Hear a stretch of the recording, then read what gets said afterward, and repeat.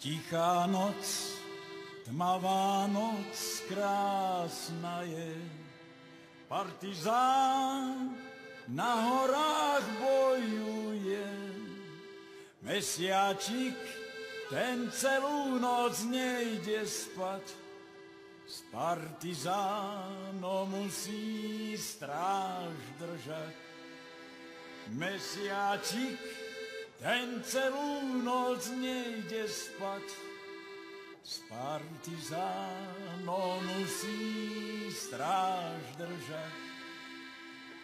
Keď vyjde partizán von z hory, srdce mu bojové zahorí.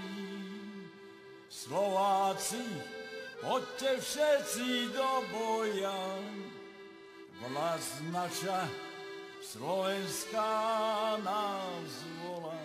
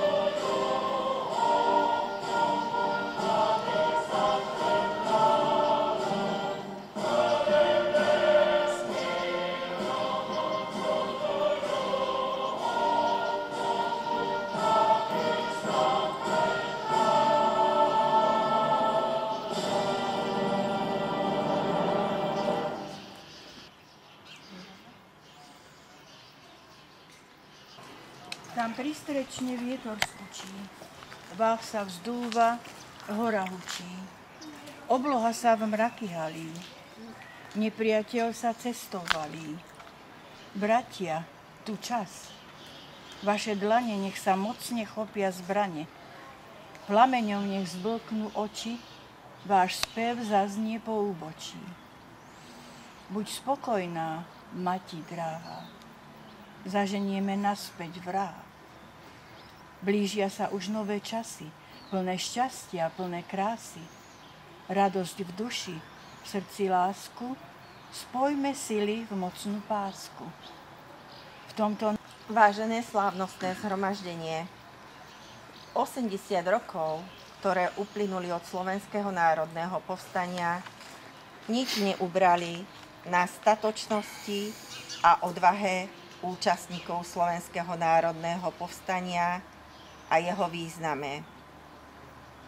S odvahou sa postavili na ozbrojený odpor proti nacistickým okupantom. Aj po rokoch si zaslúžia hlboký obdiv a úctu. Ďakujeme aj za našu slobodu. Sú inšpiráciou pre nás všetkých, pretože mier nie je samozrejmosť. Mnohé národy sa môžu ocitnúť v situácii, kedy musia čeliť agresii a musia za svoju slobodu bojovať. Stane sa, že obyčajní ľudia, ktorí chodili do práce, študovali, starali sa o svoje rodiny, musia v sebe objaviť nový rozmer hrdinstva. A na Slovenskom národnom povstaní je mimoriadny práve tento ľudský základ. Chrabrosť a hrdinstvo ľudí, ktorí sa aktívne zúčastnili na bojoch, ale aj na tých, ktorí pomáhali, poskytovali potravinovú pomoc, prinášali informácie alebo skrývali partizánov či židov. Bojovníkov popri nepriateľských zbraniach ohrozoval hlad, zima a choroby. Slovenské národné povstanie vyvolalo krutú pomstu nacistov. Bolo okolo 5000 obetí a vypálených bolo až 102 obcí. Povstanie bolo potlačené. A práve kvôli krutosti od agresora sa občas objavujú otázky, či takéto akcie mali a majú zmysel.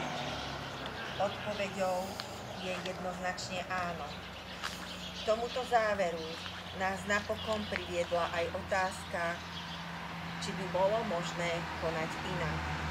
Či existovala a či existuje aj iná možnosť, než vzdor proti tyranii a jej predstaviteľom. Slovenské národné povstanie zaradilo Slovensko medzi víťazné krajiny druhej svetovej vojny. Išlo o jedno z najväčších ozbrojených vystúpení v Európe a významne prispelo k porážke nacistického Nemecka. Jasným a čitateľným odkazom Slovenského národného povstania je skutočnosť, že pre väčšinu Slovákov bol nepriateľný život v režime, ktorý stál na nadredenosti jedných nad druhými a na popieraní ľudských práv. Dnes rovnako ako pred 10 ročiami je hrozbou snaha podmaňovať si druhých hrubou silou.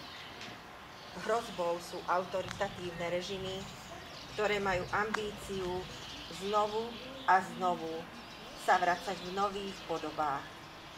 Imunitu súčasnej spoločnosti voči radikálnym a extrémistickým ideológiám pritom významne znižuje zlyhávanie demokracie, pričom sklamanie pretrváva v nás všetkých.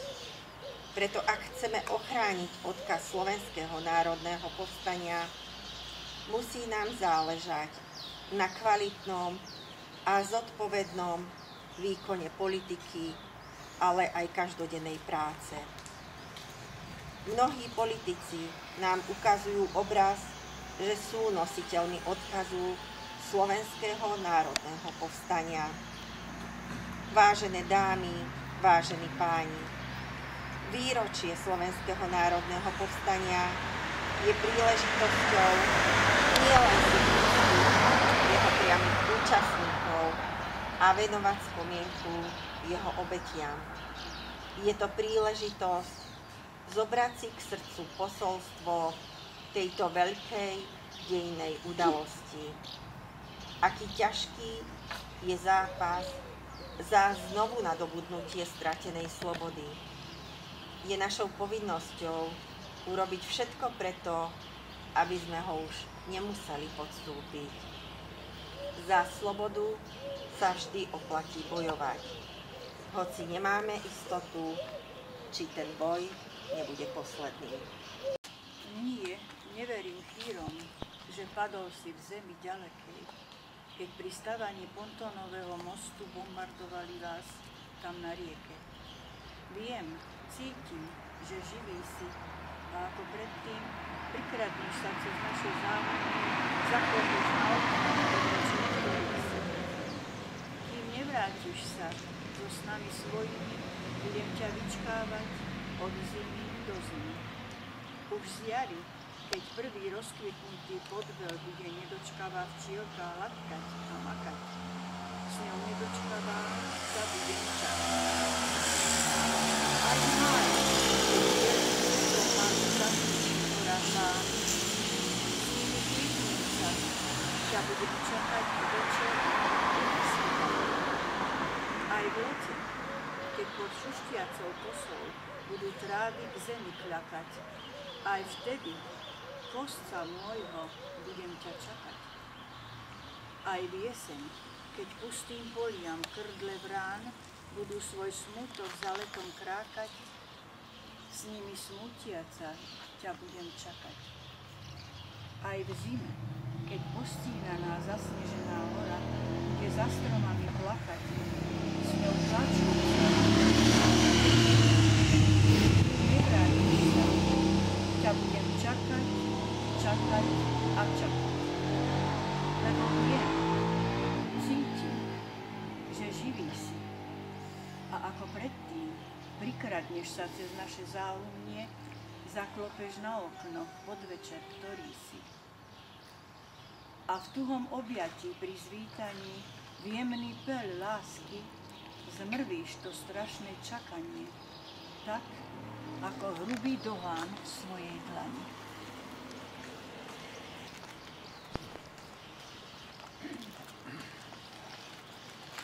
Milé dámy, páni, ja vám všetkým ďakujem za účasť na dnešnej slávnosti 80. výročia Slovenského národného povstania a pozývam vás na školský dvor, kde si toto pripomenieme možno so širším obyvateľstvom, aj malým ohníčkom a spojeným s opekačkou. Nech sa páči.